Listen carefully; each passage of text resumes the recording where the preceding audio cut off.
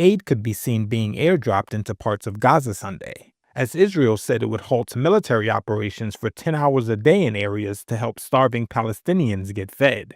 This comes as Israel has been facing growing international criticism, which the government rejects, over the humanitarian crisis in Gaza. And indirect ceasefire talks in Doha between Israel and the Palestinian militant group Hamas have broken off, with no deal in sight. I would say it's a bad time, but it's not enough. Amandi Bazzaroli is the Emergency Operations Coordinator in Gaza for Doctors Without Borders.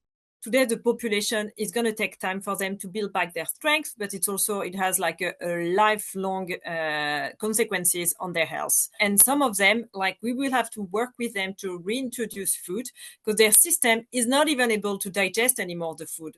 Meanwhile, Israeli Prime Minister Benjamin Netanyahu said that while his country would continue to allow the entry of humanitarian supplies into Gaza, that, quote, "We will continue to fight. We will continue to act until we achieve all of our goals, until complete victory."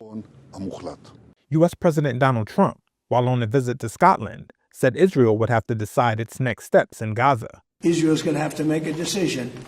Feris Hassouna, a father of 6, trudged through the dusty streets of northern Gaza on Sunday, carrying a heavy bag of flour on his shoulders.